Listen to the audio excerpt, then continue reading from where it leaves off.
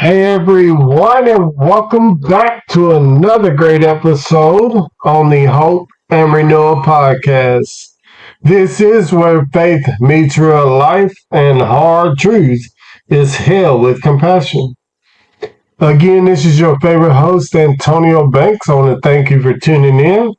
I hope and pray that this message speaks to your heart. And if it does, that you do not keep it to yourself, but you will share it with somebody else. So, tonight on this episode, I want to talk about something we don't talk about enough. Not every tradition fits. And see, I know many people feel that truth deep down today, but are afraid to admit it. Why? Why are you afraid to admit it? Is it because tradition feels sacred? Tradition feels like loyalty. Tradition feels like identity.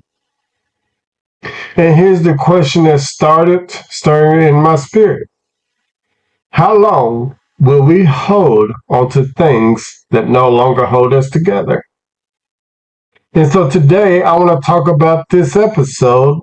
It is called Not Every Tradition Fits.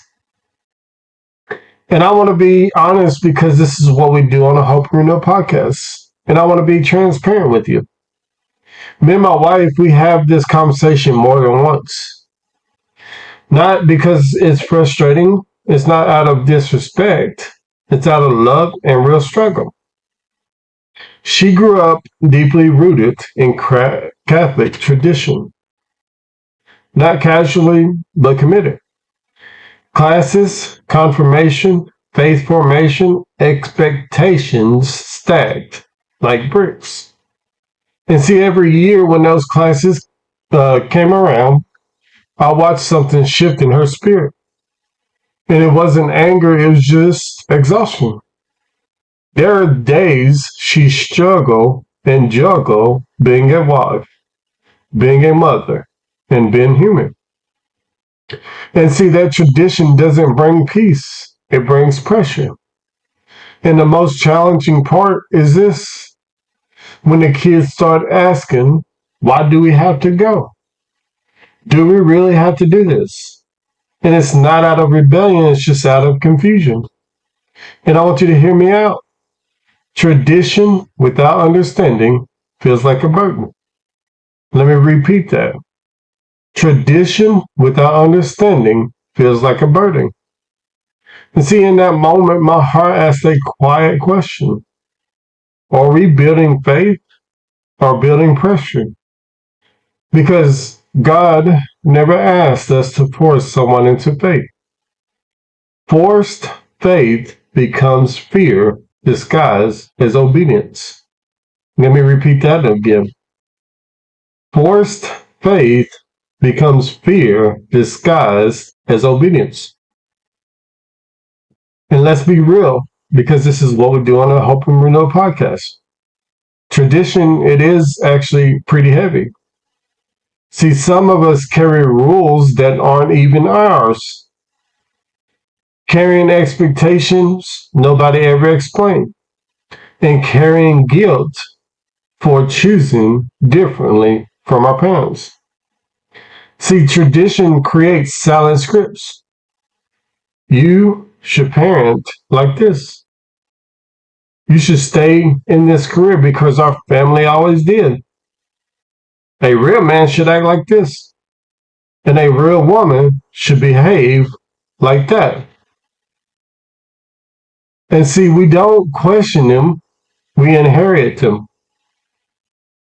Tradition becomes a hand-me-down identity. And just because it fits someone else doesn't mean it fits you. See, in the Bible, Jesus confronted tradition constantly. It's not because tradition is evil, it was because tradition without heart becomes an empty ritual.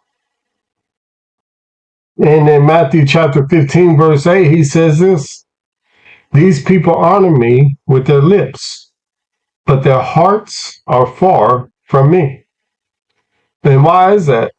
Is it because they protected tradition more than a relationship?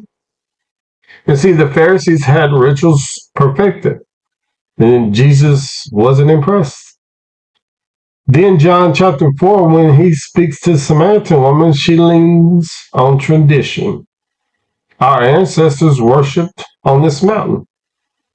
Oh, that's the line generations have passed down. That mountain was their identity. Jesus responded like this: a time is coming when you will worship in spirit and truth. Translation is this: God isn't limited to your tradition. God isn't confined to your ritual. God isn't held hostage by your history. And then notice this: Jesus doesn't tear down traditions, he expands it. He frees her from the cycle. And Jesus breaks tradition to reveal truth. So when our child grows up under forced tradition, they don't embrace it later, they escape it. And most adults don't run towards what they feel pressured into. They run from it the moment they can choose. So here's the fear that keeps me up and keeps me doing what I do. What happens when our kids grow up and realize they were handed rituals and not relationship? What happens when they realize they checked boxes but never built faith? And what happens when they say, you didn't give me a choice, you gave me a burden? See, tradition without consent destroys passion. Tradition without relationships destroys faith. Let me repeat that. Tradition without consent destroys passion. Tradition without relationship destroys faith.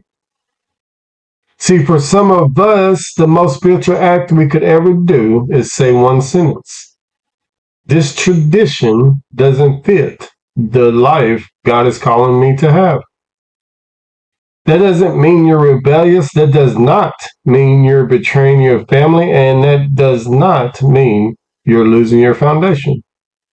It means you're growing beyond it. See, some people grow out of clothes, they grow out of habits, and they grow out of opinions. And we don't judge their past. We acknowledge their presence and honor their future. See, breaking a tradition doesn't mean breaking the family. And sometimes it's how healing finally enters the family. Tradition can be beautiful. It can give meaning. It can create a connection. But it also can suffocate. And you deserve to ask whether the tradition you're carrying is leading you towards God or simply leading you towards guilt. And so I want to challenge you today. Take inventory, and it's not of your faith practices only. It's of inherited expectations in your life. And I want you to ask yourself this question: does this tradition produce fruit or just pressure? Does it bring life or take it? Does it connect me to God or connect me to habit? I want to thank you for spending this time with us today on the Hope and Renewal podcast. If this conversation stirs something in you, please share it with someone who may be afraid to question their tradition. Let's free each other gently with grace and with truth. And until next time, tradition may shape your history, but only God shapes your identity. So I want to leave you with this question: what tradition have you held on to because it felt familiar? And what freedom waits for you if you finally let it go? Make sure to go subscribe and follow on all podcast platforms.